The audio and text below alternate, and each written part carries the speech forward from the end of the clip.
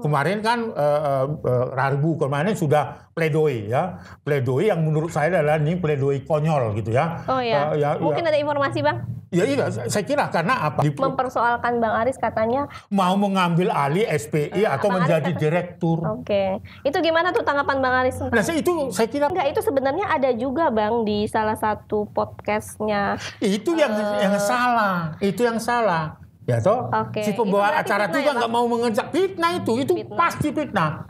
Itu jelas fitnah ya. Apalagi itu disampaikan oleh pengacara yang katanya sudah terkenal. Tidak pernah lagi juga membuat laporan 2 periode gitu ya. Datang ke sini hanya sisir-sisiran, konferensi pers pulang gitu. Nggak ada.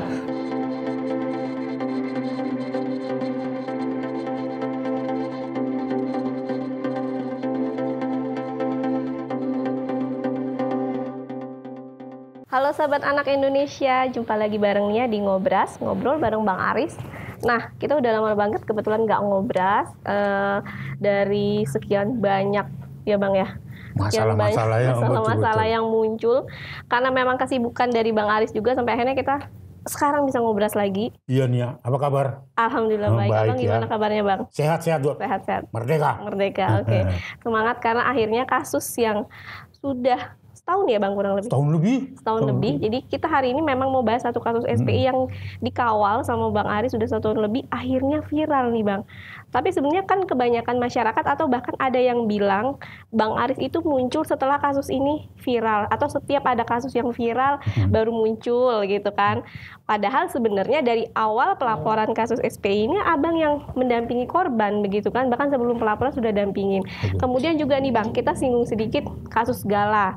Setelah kasus Gala viral, Abang muncul. Kasus SPI viral, Abang muncul. Kemudian ada kasus Angelin viral, Abang muncul. Nah, mungkin Abang bisa kasih klarifikasi sedikit nih. Loh, sebenarnya Bang Aris itu sudah dampingi misalnya kasus SPI, kasus yang lain-lain itu sebelum viral loh gitu. Dan ini diviralkan karena memang mungkin proses hukum atau proses yang nggak berjalan sesuai begitu ya Bang ya? Ya, jadi begini nih ya. Jadi wajar aja ya orang menilai seperti itu, menyimpulkan apa yang dia tidak tahu gitu ya, karena memang nggak ikut proses. Nah tentu kan Komnas Perlindungan Anak ini kan tidak muncul karena persoalan-persoalan yang viral dan sebagainya, enggak deh. Kalau saya mau rujuk misalnya di kasus Angelin di Bali itu sudah beberapa lama saya itu mendapatkan dorongan agar menangani perkara ini.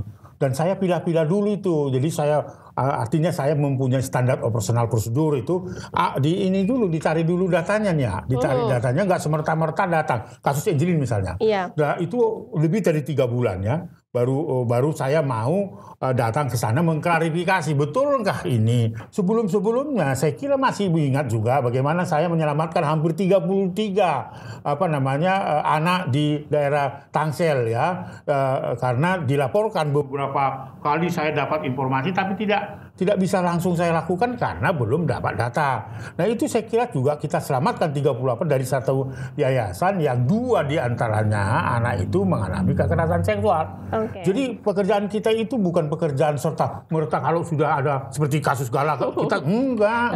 Berarti kasus SPI juga sebenarnya kasus SPI misalnya, kasus SPI itu kan 1 tahun lebih ya, bahwa ada 2 orang pertama itu melaporkan ke Komnas Perlindungan Anak di bulan Maret. Di bulan Maret, April sampai akhir Mei itu saya harus klarifikasi data dulu. Dan itu publik nggak tahu. Saya lakukan pendekatan baik itu di lingkungan terdekat dari korban, kemudian juga informasi-informasi yang bisa saya anggap sebagai bagian dari melengkapi data dari apa yang disampaikan 2 korban. Baru ya 2 bulan di akhir Mei, di tanggal 29 Mei tahun 2021, karena saya sudah yakin betul bahwa berkas ini bisa sebagai dasar untuk melaporkan. Saya laporkan ke Polda Jatim kan. Nah, lalu Polda Jatim yakin betul terhadap data itu karena apa? Karena kan sebuah persyaratan. Kalau 2 alat bukti cukup dari laporan masyarakat itu bisa ditindaklanjuti polisi. Jadi saya kira ini bukan karena viral kemarin. Ini juga bukan karena ada 2 dua korban itu bicara di Deddy Corbuzier, bukan. Makanya baru viral. Bukan itu sudah duluan. Tetapi memang didukung oleh Deddy Corbuzier. Karena apa? Karena data itu, informasi itu sama seperti informasi yang saya terima di awal Maret 2021. Berarti memang kasusnya itu sebenarnya udah lama, Bang. Abang udah dampingi dari 1 tahun lalu, baru viral setelah di Deddy Corbuzier, terus kemudian dianggapnya sama beberapa pihak Bang Aris ini numpang tenar gitu. Wah, kan? Salah itu. Saya itu Berarti nggak benar ya? Saya itu sudah 30 tahun lebih di Komnas Perlindungan Anak bersama Anak Indonesia. Saya nggak cerita bagaimana saya menangani anak dimutilasi, ya toh, yang tentu itu nggak perlu diberitakan, tetapi diselesaikan, ya. Terus kemudian ada anak-anak yang mengalami kejahatan seksual yang sampai meninggal, dan ini kan kode etiknya nggak boleh dikabarkan. Nah itu banyak. Kalau mau saya rentet 30 tahun itu, saya kira ini kalaupun ada masyarakatnya kenal Aris Merdeka Sirait itu karena bonus itu karena saya menangani perkara. Jadi bukan seperti yang dibayangkan masyarakat. Ya, kemudian ada ucuk-ucuk kasus, kemudian kita tampil lalu kemudian memberikan pendapat. Enggak.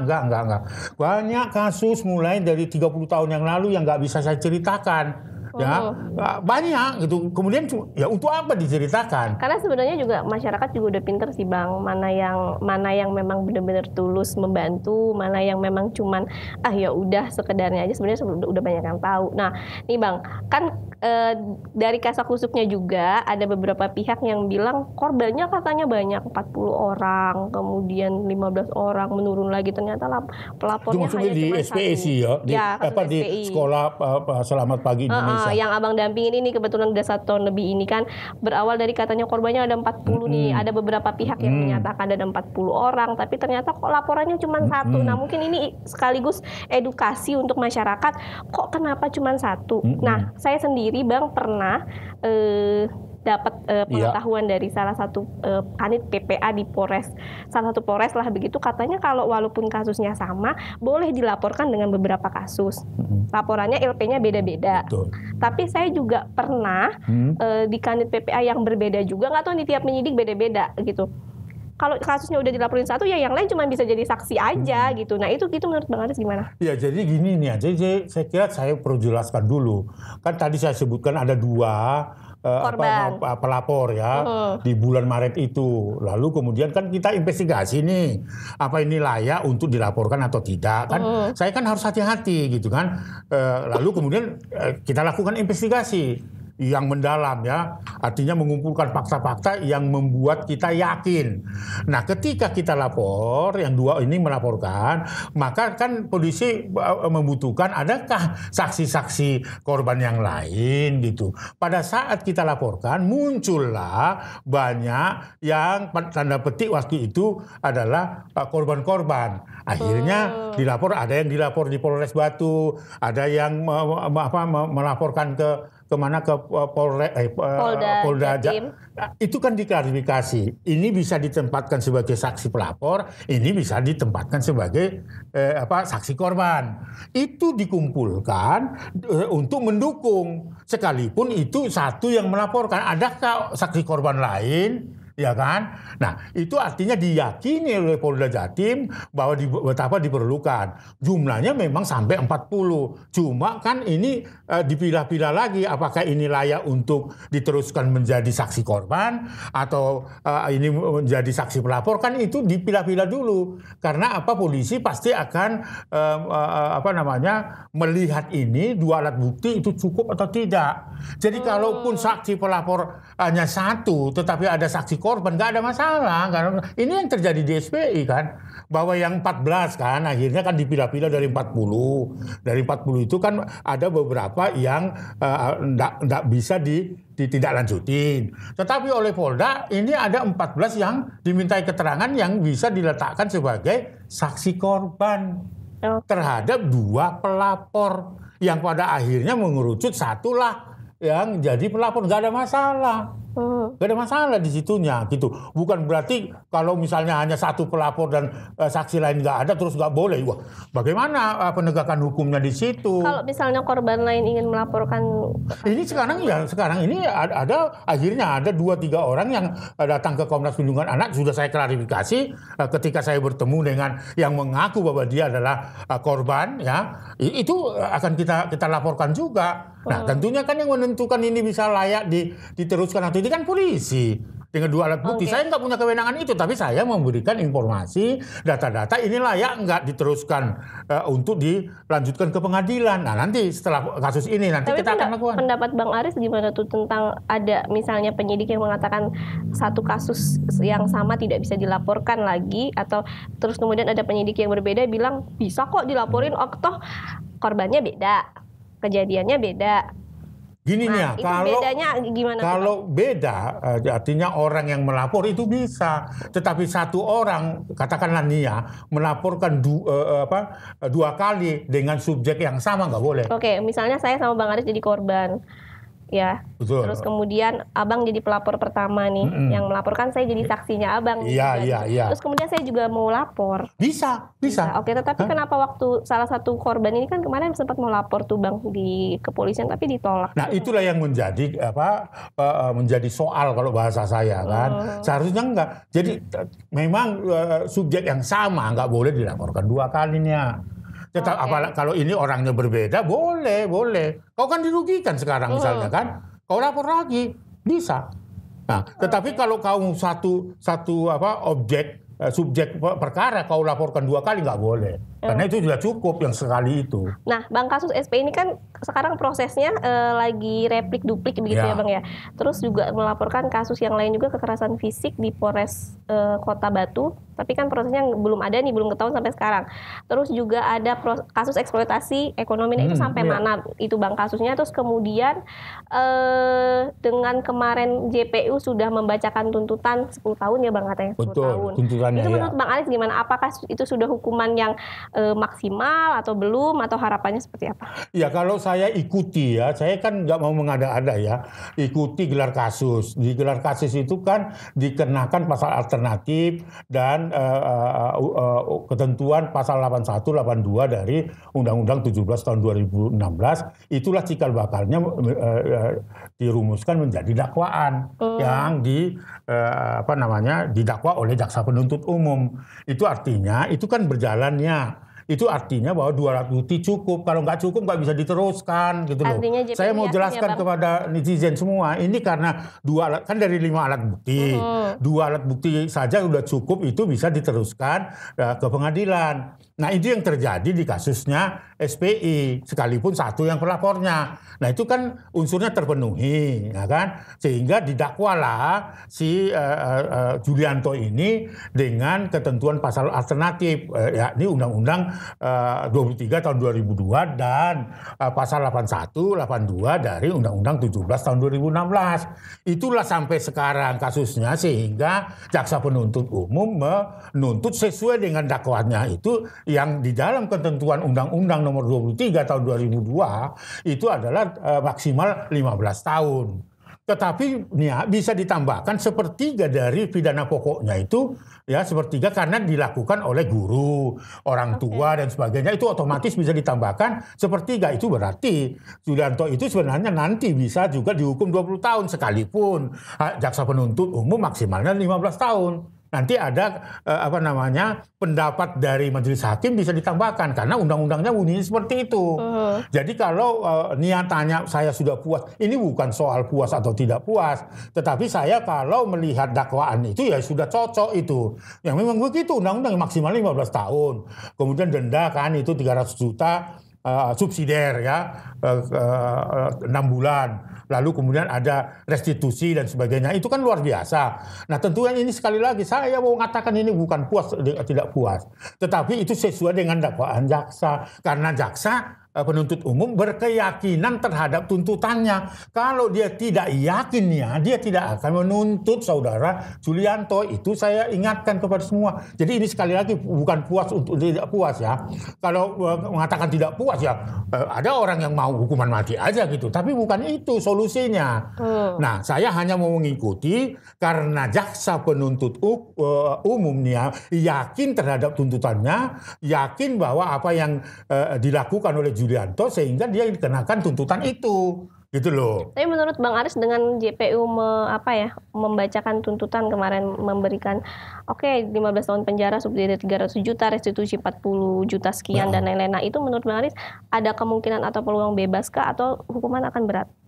Tentu harapan saya kalau memang itu terbukti, sekali lagi saya selalu mengatakan kalau itu terbukti ya tentu konsekuensinya harus dihukum kan gitu loh. Nah oleh karena itu harapan saya sesuai dengan keyakinan saya ikut proses sampai 22 kali persidangan di luar pra peradilan dan pemeriksaan di Polda Jatim, saya berkeyakinan apa yang disampaikan oleh jaksa penuntut umum berdasarkan hasil gelar kasus di Polda pada saat itu, lalu kemudian itu diyakini oleh jaksa penuntut umum bahwa itu bisa dituntut seperti itu, saya berkeyakinan hakim akan melakukan keputusan yang adil karena ini merupakan jaminan terhadap perlindungan bagi korban. Itu saya mau ingatkan. Jadi kan ini 15 tahun ini.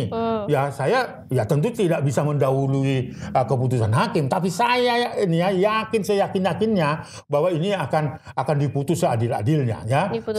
Saya kira ini tinggal 2 minggu lagi ya. Kemarin kan Rabu kemarin sudah pledoi ya. Pledoi yang menurut saya adalah ini pledoi konyol gitu ya. Oh ya. Mungkin ada informasi Bang? Ya iya, saya kira karena apa? Karena mengkonstruksi pledoi itu ada orang yang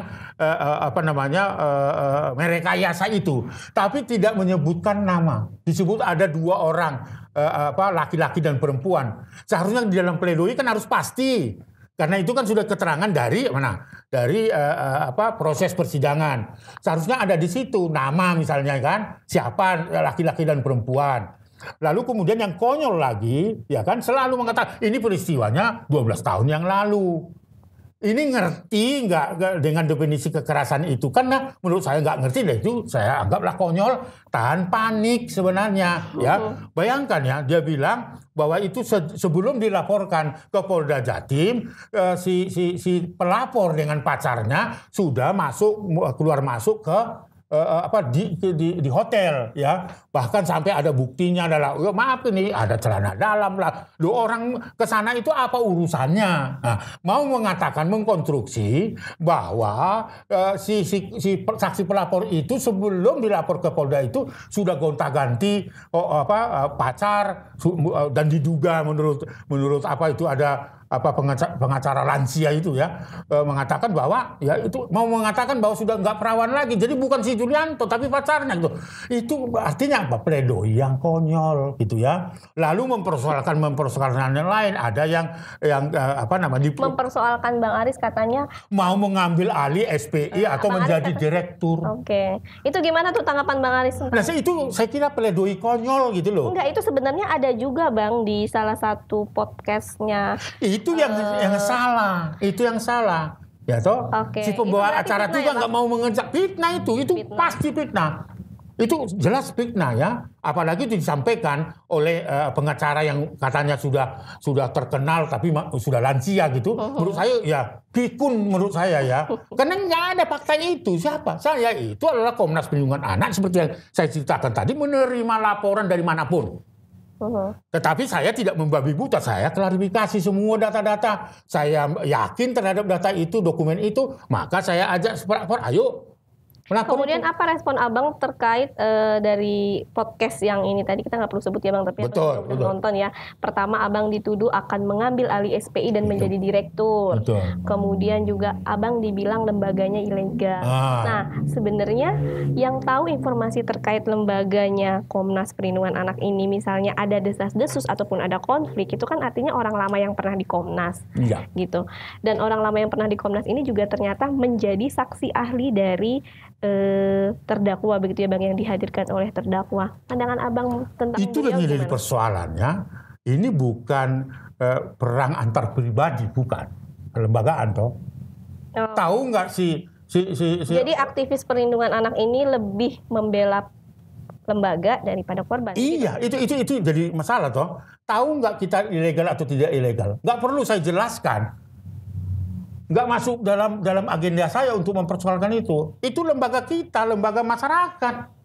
Kok saya mau jelaskan ini ilegal atau tidak ilegal? Apa perlunya? Bahwa kita punya legal standing, bahwa pendiriannya sah menurut hukum. Loh, buktinya sampai sekarang. Kalau ini ilegalnya, ini sudah ditutup. Tetapi ternyata ini difasilitasi pemerintah kok. Kementerian Sosial ini kok milik gedung ini. Oke, Bang, berarti dulu pernah bareng ya Bang sama aktivis perlindungan anak? Saya boleh sebut namanya nggak? Jadi kok anehnya. Saya boleh sebut namanya nggak? Boleh.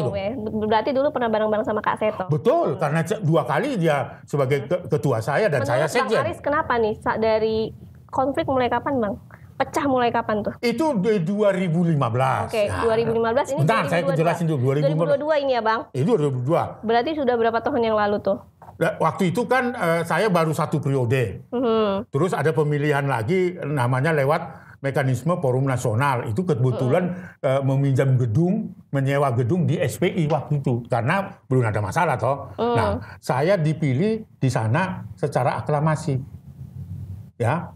Tidak ada saingan saya, itu artinya aklamasi. Saya dipilih di sana. Tetapi bagi saya pertanyaan besar, setelah saya dipilih secara aklamasi 2 bulan berjalan dan belum bekerja, lalu Presiden Jokowi memanggil kita untuk, bukan memanggil ya, kita minta untuk bertemu. Dikabulkanlah pada bulan Februari. Saya diangkat secara aklamasi di akhir November 2015. Nah setelah itu kan kita mau sowan kan, kita kirimlah surat ke Pak Jokowi. Diterima. Di tanggal 20 Februari kalau saya tidak lupa, itu diterima oleh Jokowi ini. Nah di situ awal persoalannya ini. Oke. Merasa saya nggak ngundang dia, libatkan dia. Jadi ngambek nggak diajak ketemu Pak Presiden. Melo namanya. Itu awalnya. Lagian Abang harusnya diajak. Pada saat itu kan. Kenapa nggak diajak Bang? Begini, karena Sekretariat Negara itu tidak memberikan waktu seminggu sebelum. Kan selalu kalau ada panggilan itu bisa besok. Waktunya terbatas. Nah sementara ya, kita ini banyak kegiatan. Ada yang di di Manado, ada yang di Banten, ada yang di Lampung, ada yang di Jambi, ya kan? Ini semua kan jauh-jauh. Jadi sehingga tidak bisa tepat waktu.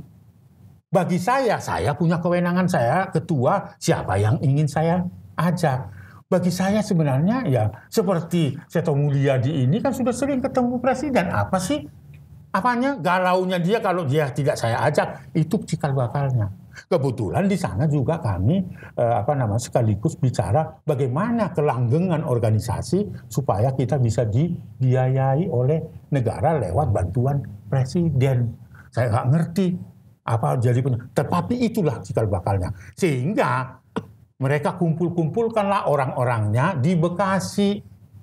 Saya nggak diundang, saya nggak tahu. Tiba-tiba saya katanya sudah dipecat loh. Yang mencat itu siapa? Yang boleh memecat saya itu lewat mekanisme forum luar biasa. Oke, ngerti nggak mereka sih? Waktu di Batu pemilihan itu secara aklamasi bulan apa itu Bang? Di akhir November 2015. Akhir November. Terus Abang diturunkan secara aklamasi di bulan?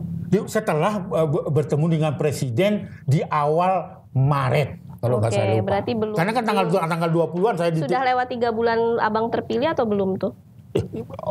Akhir November ya. Iya. Nah, itu kan dipotong dengan liburan dan sebagainya. Belum kerja. Tetapi tuduhannya bahwa saya menyelewengkan organisasi. Belum kerja kok.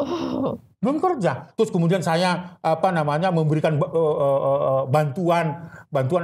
penghargaan kepada para penegak hukum dipersalahkan. Bukannya beliau memberikan penghargaan juga ada foto-fotonya? Itulah yang jadi soal ini gitu loh. Apa salahnya? Itu tidak melanggar konstitusi atau anggaran dasar kita. Nggak ada, konyol ini pemahamannya. Terus kemudian saya selalu didampingi istri. Tahu nggak saya itu sejak tahun 2015 saya dapat serangan jantung. Jadi saya harus ada asisten. Komnas Perlindungan Anak nggak bisa bayar asisten. Istri saya layak saya bawa sebagai asisten saya ya pribadi, bukan asistennya Komnas. Ya bukan asisten pribadi saya untuk supaya menjaga kesehatan saya, dan istri saya ini juga tidak ikut mempengaruhi kebijakan-kebijakan organisasi. Seharusnya teman-teman ini ucapkan terima kasih kepada istri saya. Ada aja deh. Kuncinya bahwa saya tidak mengajak ke presiden waktu itu. Oke, artinya sudah kurang lebih 7 tahun ya Bang. Oh ya. Berpisah begitu kan sama Kak Seto. Tapi masih sampai sekarang tuh. Ini ada yang belum move on atau gimana nih? Karena nggak dewasa aja, bukan move on, nggak dewasa. Padahal sudah lansia gitu. Padahal saya nggak punya persoalan pribadi loh. Enggak Bang, biasanya kan orang pacaran. Ini kan Abang dulu pacaran nih baik. Betul. Ya kan? Nggak pernah lagi di kantor ini. Tidak pernah lagi juga membuat laporan 2 periode gitu ya. Datang ke sini hanya sisir-sisiran, konferensi pers, pulang gitu. Nggak ada. Tetapi saya punya kewajiban sebagai sekjen, ya saya bantu. Oke. Iya, jadi kalau saya mengistilahkan gini Bang, mungkin anak muda sekarang saya pacaran, kan dulu pernah bareng-bareng. Ya pernah. Baik-baik bareng. Betul. Terus akhirnya berpisah karena beda prinsip ya Bang ya. Sudah 7 tahun berpisah tapi masih mengungkit, mungkin salah satunya belum bisa move on. Mungkin Bang, Abang berpikiran ke sana nggak? Atau mungkin masih ada masalah yang belum selesai? Pernah nggak sih Bang? Ayo ketemu gitu bareng berdua gitu, ngobrol secara dari hati ke hati supaya udahlah ngapain ngomongin lembaga terus-menerus saya gitu. Itu Nia selalu terbuka. Ya selalu terbuka sebelum persoalan itu juga kan saya bantu ya bagaimana ketua saya ini supaya betul-betul menjadi ketua yang punya karisma ya. Laporan-laporannya saya buat juga dan sebagainya. Pidato-pidatonya juga kadang-kadang saya koreksi gitu. Itu kesetiaan saya gitu. Tetapi belakangan ini kok jadi nggak setia, kok nggak jadi sebagai orang yang menjadi panutan gitu loh. Saya akhirnya kecewa gitu kan, hanya karena hal-hal sederhana. Nggak pernah punya persoalan pribadi saya nih sama mau katakan beliau lah gitu ya. Saya nggak punya itu, dan saya selalu terbuka. Beberapa kali saya, kok kamu bisa begini? Apa yang kau lakukan di Bekasi, yang kamu mengatakan kau pecat, buktinya kamu mengatakan bahwa ini legal, kau yang keluar, kau yang membentuk lembaga. Loh, terus gimana? Terus siapa yang punya kewenangan yang menyatakan bahwa saya itu atau teman-teman kita atau anak Indonesia tidak boleh menggunakan kata Komisi Nasional? Mana? Nggak ada ketentuan hukum pun. Itu yang saya katakan nggak dewasa dan konyol. Pemahaman apa itu? Saya berani berdebat di situ. Kalau dipertemukan Bang, nih sama Kak. Loh, berapa kali saya kan ketemu. Saya waktu itu dipertemukan pada acara-acara khusus. Iya, di depan umum. Ketika misalnya waktu itu suntik dengan vaksinnya, programnya Kementerian Pemberdayaan Perempuan dan Perlindungan Anak di Balai Pustaka misalnya. Saya ada sama dia, saya salam-salaman, saya foto bersama, nggak ada, bagi saya nggak ada masalah gitu kan. Tetapi ternyata itu nggak tuntas dalam dirinya, saya masih diejek-ejek dan loh, saya sudah bersabar loh, terus terang netizen, saya sudah bersabar 7 tahun, saya terus diserang terus, menyatakan bahwa saya adalah orang yang tidak layak membela anak. Waduh, saya diam ya, nggak mau saya, karena saya anggap itu tidak penting. Yang penting bagi saya adalah saya diberikan kesehatan oleh Tuhan untuk memberikan pembelaan kepada anak-anak, itu aja. Oke, dan tidak akan berhenti? Tidak akan berhenti nih ya, kecuali dunia ini runtuh. Ingat itu. Maka saya ingin sampaikan ini klarifikasi saya ya. Saya nggak punya masalah dengan saudara Seto, nggak punya. Tapi beliau lah yang bikin persoalan terus gitu ya, sampai menggugat logo lah ya, bahwa kita tidak layaklah membela anak. Yang siapa yang nentuin membela anak itu, siapa yang layak atau tidak? Nggak bisa. Setiap orang terpanggilnya untuk memberikan pembelaan, bukan karena dia terlibat dalam organisasi dan nggak boleh saja siapa aja. Itu nggak berhenti dari dalam diri sahabat saya ini yang mengaku bahwa ada pembela anak. Nah, itu yang menjadi akhirnya saya sangat emosional, bahwa ternyata dia mengelak, bahwa dia menolak atau katakanlah membantah bahwa dia adalah pembela dari pelaku. Nah, itu nyata-nyata kok, saya nggak bisa dibohongi. Ketika pra peradilan juga kan mau menghadirkan dia, tapi karena saya awasi terus ini, akhirnya dia tidak datang, gitu. Takut ketahuan, gitu kan. Nah kemarin itu ya kan, itu jelas saya dapat jadwal dari JPU bahwa selain ahli pidana, ahli forensik, tetapi ada katanya tanda petik psikolog, gitu kan. Nah ternyata ketika saya datang ke situ nggak berani, katanya ditunda. Akhirnya ketika saya nggak datang minggu depannya, ternyata dia menjadi saksi yang meringankan terdakwa. Kalau sekarang dibantah itu, ya sekarang itu dibantah. Faktanya adalah membela terdakwa. Kenapa?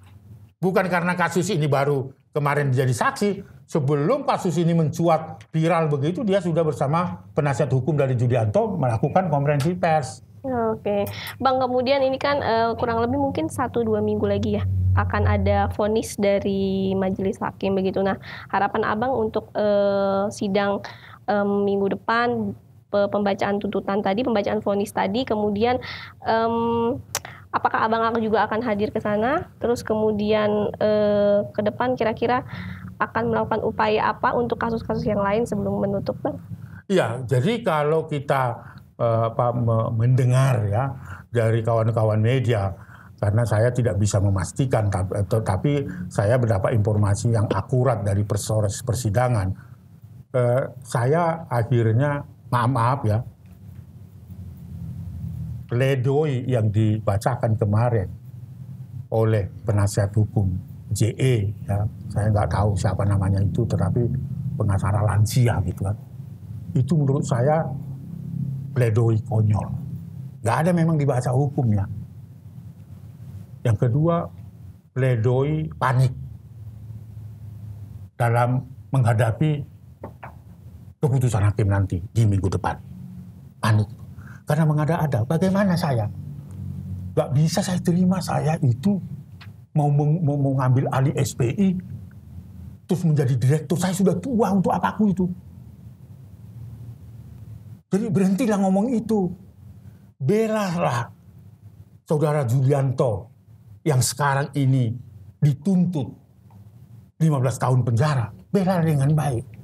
Jangan mengkonstruksi saksi pelapor itu perempuan sundal. Dengan kronologi itu. Ini kan 12 tahun yang lalu kok, baru sekarang. Loh, kok ini sudah keluar masuk hotel dengan pacarnya itu di Januari 2021. Itu mau mengatakan bahwa yang mengambil perawannya si pelapor itu kan pacarnya, bukan Julianto, kan begitu. Apa hubungannya itu sangat kejam. Saya punya jurisprudensi membela, dia kalah juga ya. Artinya tidak mampu membela kliennya. Seorang pendeta di Surabaya yang melakukan kejahatan seksual juga 10 tahun yang lalu. Akhirnya dihukum 9 tahun. Dan si pengacara ini ya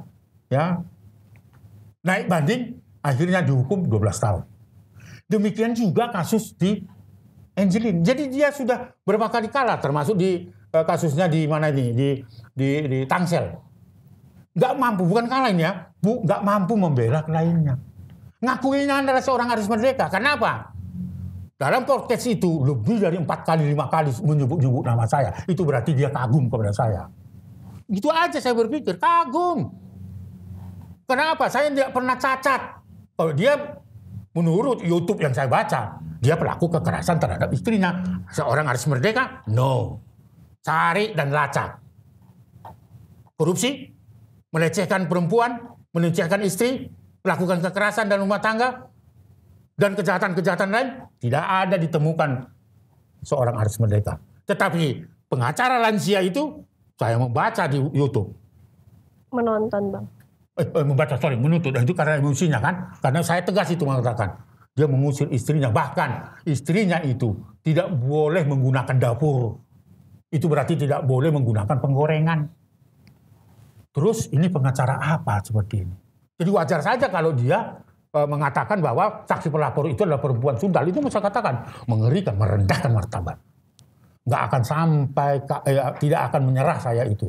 Mudah-mudahan harapan saya setelah pembacaan pledoi yang konyol, yang panik itu, yang nggak bermutu ya, bagi saya, karena menuduh orang nggak terus kemudian tidak menempatkan siapa itu yang menjadi pengkhianat, tunjukkan dong. Gentleman, tunjukkan pledoi. Itu kan harus tegas, harus tepat. Kalau ada orang yang mengkhianat, tunjukkan siapa itu suami istri. Kapan saya akan merebut SPI? Itu saya luruskan gitu. Saya hanya kasihan aja ke dua anak muda yang bersama pengacara lansia itu karena didoktrin tidak sopan, ya, memaki-maki orang. Boleh aja kita beda pendapat, tapi nggak boleh merendahkan, nggak boleh, hormat aja gitu. Kasihan saya dididik dengan itu karena perilakunya si pengacara lansia itu juga seperti itu. Siapa pengacara lansia itu orang lah yang tahu. Saya nggak menyebut itu.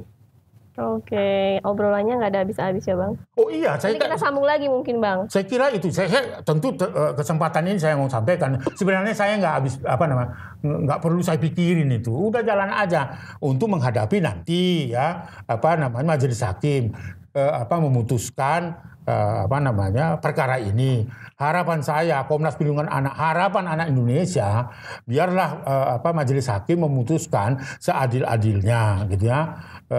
Bukan nggak pernah saya mau seberat-beratnya masa itu kalau begitu pun saya ngomong seberat-beratnya, apa yang salah? Apa yang salah? Ada seseorang yang saya katakan ya kalau boleh dihukum seberat-beratnya. Apa yang salah di situ? Terus kalau ada orang juga pasangan suami istri memberikan nafkah hidup karena dia resign dari satu perusahaan dan tidak bisa dapat kehidupan lagi, kau bantu. Apa yang salah di situ? Lalu kamu membantu juga untuk mengungkap kasus kejahatan seksual. Apa yang salah di situ? Nggak ada yang salah di situ. Karena setiap orang menurut Undang-Undang Perlindungan Anak wajib hukumnya melaporkan suatu tindak pelanggaran terhadap anak kepada pihak yang berwenang. Kalau itu tidak dilakukan ya itu merupakan pembiaran. Oke, artinya yang dilakukan sama Bang Aris sama dengan membantu ya Bang, atau dengan satu keluarga yang memang dituduh sebagai merekayasa kasus ini. Nah itu, begitu. Sekali lagi saya selalu mengatakan ketika itu merekayasa, buktikan ada siapa yang merekayasa. Orang mengatakan bahwa Aris akan merebut SPI dan itu saya tertawa jadinya. Kita tidak berorientasi uang. Jangan seperti orang-orang lain berorientasi uang. Sekali lagi, saya mau katakan, ucapkanlah terima kasih kepada pelapor, karena dari pelapor itu, lawyernya dapat uang. Nggak bisa dibantah. Seharusnya dia terima kasih kepada, kalau nggak ada peristiwa itu nggak dapat uang. Nggak ada persoalan ini. Tuh, saya tegas itu mengatakan. Oke, ini pesan-kesan terakhir Abang. Iya, saya kira. Terima kasihlah kepada saksi pelapor karena kasus ini lawyer itu bekerja dan dapat fee. Seorang Aris Merdeka nggak dapat fee. No. Dapat doa Bang. Ya dapat doa, dukungan dari anak Indonesia. Oke, dapat doa, dukungan. Pokoknya semua yang dijalani tetap semangat ya Bang. Kalau itu namanya ada kerikil-kerikil dalam perjalanan. Kalau itu ujian yang harus dihadapi. Ujian yang harus dihadapi. Oke Bang, seru banget nih obrolan kita. Nanti kita ngobrol-ngobrol lagi terkait nanti setelah vonis gimana. Oh iya, saya kira saya akan sampaikan. Saya akan buktikan bahwa ini adalah dua anak Indonesia. Biarkanlah majelis hakim memutus perkara ini seadil-adilnya. Oke, seru banget nih, nggak ada habisnya Bang Aris tuh kalau udah ngomongin kasus, apalagi kasus kekerasan seksual, itu selalu tenaganya nggak habis-habis, suaranya selalu kenceng, pokoknya nggak akan berhenti. Kecuali dunia ini runtuh. Itu harus banget. Terus suara saya nih jauh berbeda sama Bang Aris. Bang, pokoknya tetap semangat, kita tunggu vonisnya, semoga memang hukumnya seadil-adilnya untuk semua baik korban maupun pelaku begitu ya Bang betul. Ya. Dan kalau sahabat anak Indonesia sebenarnya mau melihat proses kasus ini itu sudah berjalan 1 tahun yang lalu, mungkin bisa lihat di Aris Merdeka Official maupun Komnas TV Anak, itu bisa dilihat tuh perjalanan panjangnya. Itu banyak video-video ya Bang ya. Bener. Abang selama mendampingi para korban baik di Polda, kemudian pra peradilan di sidang di Pengadilan Surabaya, begitu sampai juga di pengadilan di Malang. Gitu ya Bang ya, sampai nanti juga putusan vonis. Nah, sahabat anak Indonesia, jangan lupa dukung, subscribe, like, komen di Aris Merdeka Official ya Bang. Betul. Terus nyalakan notifikasinya jadi supaya bisa tahu nih perkembangan kasus-kasus SPI dan kasus-kasus yang memang sedang Bang Aris tangani. Sampai jumpa di Ngobras. Salam anak Indonesia. Anak terlindungi, Indonesia maju.